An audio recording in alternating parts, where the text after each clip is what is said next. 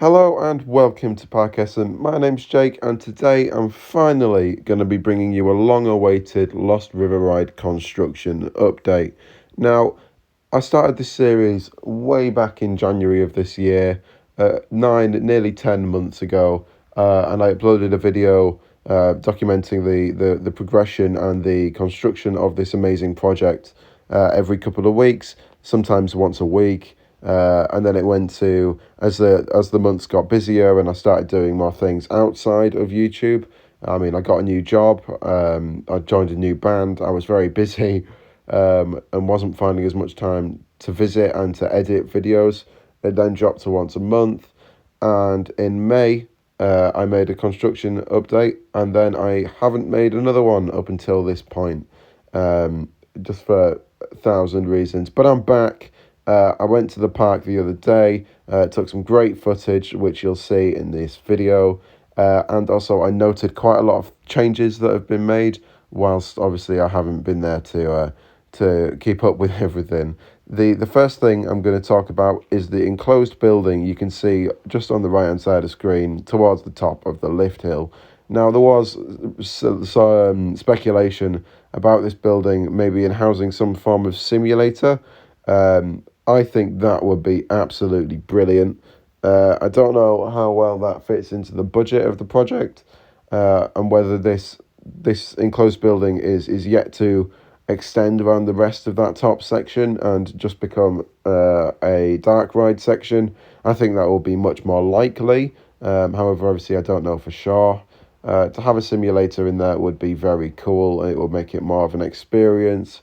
It will make it a longer attraction, which is something that would really benefit Flamingo Land at the moment. I think having an attraction that takes a good 10 minutes would be absolutely fantastic. It also increased the re-rideability of it. In terms of whether it will happen or not, I'm probably 50-50. I do think that this small section of enclosed building is the start of something else, as opposed to being the final product. In my eyes, that's the little green section that you can see is going to just be the entrance into a dark section. I don't see it being it's a separate thing to the rest of the ride, being a simulator. That aside, a lot more of the drop has been put in since my last update. The drop is very much in place. I don't know why I struggled to say that so much. You can clearly see where you're going to be coming out of. Well, if presuming you're going to be inside a building at that point, coming out of the building, down the drop, and into the splash, you can see where that's going to be now, which is great. Another thing is that the path you could previously walk round to the Greater Flamingos, that has now been shut off. You can walk as far as the Flamingo building itself, where you look into the window and you see all the flamingos in there. You can walk that far, but you can't walk any further round. You used to be able to walk into the Greater Flamingo enclosure itself, but that is currently gated off due to the construction taking place. You can see also the top section of the ride just on screen now. That has all been put into place. It has been extended. All the footers that we saw earlier in the year, those have all been put into use, other than one, which is still yet to go in. You can see all the flamingos inside there.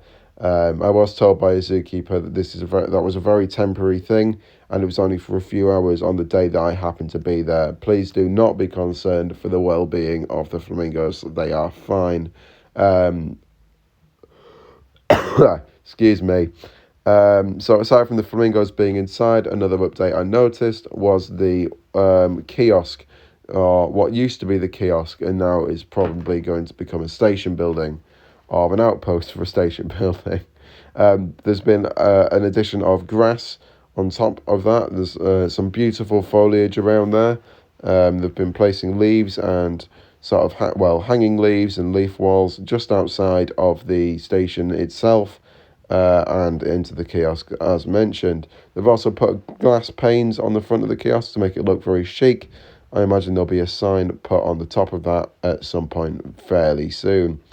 As for what the ride is going to be called, you may have seen in my Flamingo Land vlog that I put up earlier. There's been some funny signage put around the area that you'll have seen at the start of the building. Sorry, at the start of the video.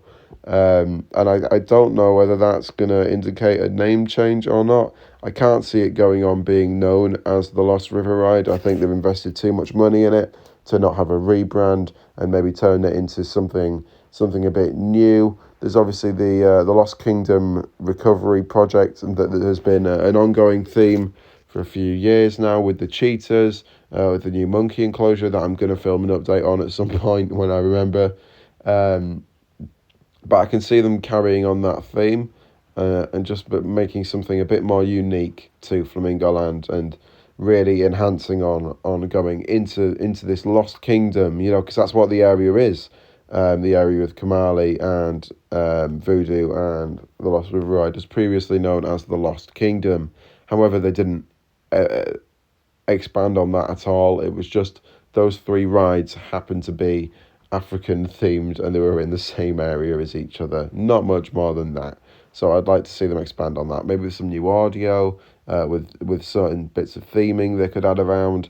I can see the pathways being redone, and just little bits like that to make it feel more of a themed experience rather than walking up to a ride, getting on it, walking off a ride and getting on a new ride with not much in between, which is something that Flamingo Land has struggled with in the past, if you know what I mean. Now, something that's always been taking place during these updates is the unbelievable amount of landscaping and groundwork taking place. Not just around the Lost River Ride, but also in the old lion enclosure, I should say, and at the bottom of where the drop used to be. Now, in terms of the work taking place, we do know that there's going to be a new sea lion enclosure. There's going to be a sea lion beach, quote unquote, which will be very cool. We know that the drop is going to run adjacent to that, which would be really cool when you're on the ride. Where the pathway is going to be is yet to be confirmed. So I imagine there'll be it's going to be an enclosed room with a pathway in the middle, and then the drop, or the section after the drop, I should say, from the Lost River Ride will run adjacent to that. So there'll be the path in the middle, sea lions on one side, and the the Lost River Ride, if it's still called that, on the other side of the path. Now, that is not confirmed by the park. In fact, pretty much nothing is at this point still.